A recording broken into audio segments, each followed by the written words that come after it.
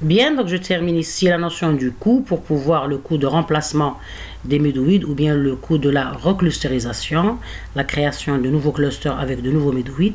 Donc ce coût-là, il est calculé comment? Avec premièrement la somme des distances de M1 au I plus la somme des distances de M2 au J. Donc ici, parce qu'on a deux médouides, sinon, dans le cas général, le coût c'est la somme des distances de chaque médouide vers les points non médouides de même cluster. Donc on va sommer c'est-à-dire la majorité, c'est-à-dire la globalité des sommes et voir si la somme elle est minimum. Donc c'est bon, on fait la reclusterisation, sinon on ne le fait pas. Donc ici dans mon cas, puisque j'ai deux médouides, donc c'est la somme des distances M1 au I. Donc I c'est quoi, l'indice I c'est quoi? C'est le nombre des points non médouides de C1. Ici je change du cluster C1 qui appartient, ici je change ici, c'est le cluster C1. Et ici J, la somme des distances M2 au J, J c'est le nombre des points non médouides de M2. Donc déjà ce point-là, on l'a déterminé de C2 plutôt. Ok, de C2, nombre de points non médouides de C2. Donc, le nombre de points non médouides de C2, très bien. Donc déjà, le nombre I et J, comment on l'a déterminé? C'est dans la phase 2 ici, en formant les clusters, c'est-à-dire en faisant joindre chaque point non médouide à un cluster en respectant ici la mesure de similarité qui est utilisée avec la distance euclidienne. Bien, donc, une fois qu'on a, c'est-à-dire déterminé, on calcule ce coût-là, ok. Donc je relis, le coût c'est la somme des distances M1 au I plus la somme des distances M2 au J. L'indice J, I concernant le M1, c'est le nombre des points non médouides du cluster C1. Et ici l'indice J, c'est le nombre des points non médouides de C2. C'est important de bien, c'est-à-dire il faut bien comprendre la détermination des I et J parce que c'est des pointeurs qui vont être utilisés dans des boucles. Il faut respecter le début et la fin de chaque compteur pour ne pas avoir un débordement ou bien des erreurs. Bien, donc l'étape 3, c'est la reclusterisation ou bien le changement des clusters. D'accord? Donc on va essayer, bon, une fois qu'on va changer, donc très bien. Donc, on a dit que le principe de cette reclusterisation, c'est de choisir aléatoirement un autre médouide autre que le médouide existant. Donc par exemple ici on a M1 et M2, on va choisir un autre point qui est non médouide et qu'on va considérer comme un nouveau médouide. Pour pouvoir le remplacer et faire la reclusterisation, il faut respecter la valeur du coût. Donc bien la contrainte du coût. Donc le coût c'est la somme des distances MI au I comme je viens de l'énoncer. Donc si le coût courant, c'est-à-dire le coût actuel avec les médouides actuels, il est inférieur au coût nouveau, alors c'est-à-dire on va minimiser le coût d'échange. Donc on va échanger des médouides et on fera une reclusterisation. Ici normalement, si le coût courant est supérieur, ok, il y a une erreur ici, c'est supérieur parce que, ou bien ici, le coût nouveau,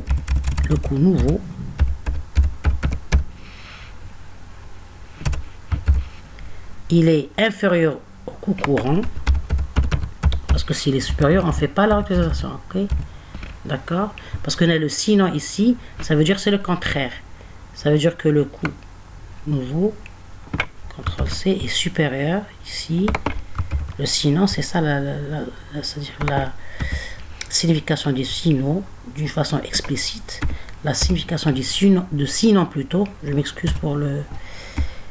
J'ai trop parlé dans ma conférence, donc je suis un petit peu fatigué. Bon, ici, le coût nouveau est supérieur, ok, supérieur. Donc la même chose pour dire ok, supérieur. Pour dire si on va faire pour l'égalité, je vais considérer si je trouve la même chose, je ferai pas la donc supérieur ou égal. Je vais pas la reclusterisation si je trouve le même coût. Donc je vais pas échanger mes clusters. Donc maintenant, donc pour pouvoir changer, donc on a vu, premièrement, il faut choisir un médouide aléatoirement, c'est-à-dire un point non médouide pour le considérer comme nouveau médouide aléatoirement, d'une façon aléatoire. Bon, on peut avoir des heuristiques pour le déterminer, mais dans le cadre général, il n'y a pas une règle générale pour le choisir. On va le choisir aléatoirement. L'essentiel, il doit être différent des médouides existants. C'est un point non médouide, donc différent des médouides existants. Si le coût nouveau, c'est-à-dire le coût nouveau, c'est le coût qu'on calcule avec cette formule-là, ok, la sommation des distances entre les MI et le OI, s'il est inférieur au coût courant, c'est-à-dire le coût avec le nouveau cluster choisi, il est inférieur au coût courant avec les médouides, c'est-à-dire courant, on va faire donc une minimisation du coût d'échange. Donc cette infériorité montre qu'il y a qu'on est en train de, c'est-à-dire le coût d'échange il est minimum. Donc l'échange se fait. Donc la reclustérisation se fait, c'est-à-dire elle est réalisée. Donc on va faire l'échange des médouides, donc on fera une reclustérisation. Puisqu'on a changé les médouides, automatiquement les clusters changent. Parce que chaque cluster, il est déterminé ou bien il est défini par son médouide, qui est le point centroïde. C'est-à-dire le point qui a plus de similarité avec les autres points. Dans notre cas, la similarité, elle spécifie le voisinage. Donc c'est le point qui est le plus proche des autres points. Vous voyez, c'est ça, c'est le point qui est le plus proche des points qui appartiennent au même cluster. Donc sinon, c'est-à-dire si le nouveau coût calculé, il est supérieur ou égal au coût courant, pourquoi faire la clusterisation? Nos clusters sont meilleurs. On ne voudrait pas faire une reclusterisation avec un coût maximum. Donc on garde les mêmes médouides. Car l'objectif du cas médouide de l'algorithme de clusterisation est de diviser d'une manière optimale. Vous voyez, on voudrait trouver des clusters ou bien faire le clustering mais d'une façon optimale.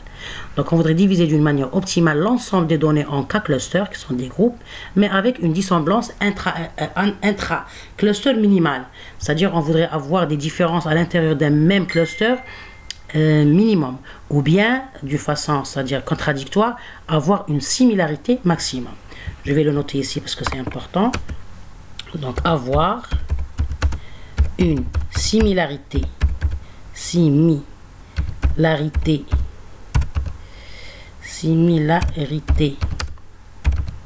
maximum dans un même cluster, ok, ou bien la même sémantique, dire dans le cas contraire, avoir une dissemblance. Donc on dit dissemblance ou bien on dit différent. Dans mon cas, j'utilise la littérature ou bien, la terminologie qui est utilisée dans la littérature de ce domaine-là, du domaine de clustering. On dit similarité ou bien on dit dissemblance. La dissemblance, son sens, c'est la différence. C'est-à-dire, اختلاف بين أعضاء نفس cluster. Les éléments du même cluster. La dissemblance. Ici, il y a une erreur, je vais la corriger. Donc la dissemblance. Si M. Ici c'est le M.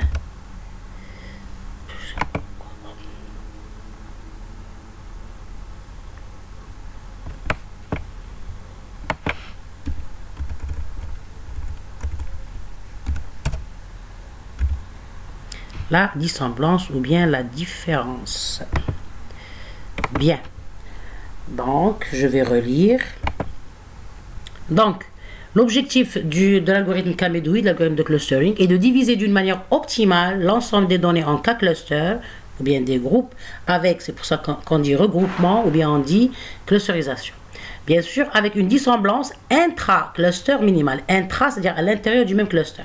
Donc, ça veut dire avoir, cette phrase, elle signifie la même chose.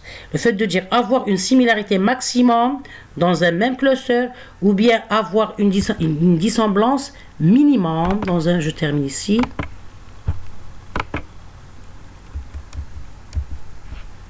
Minimum, donc le cas contraire, dans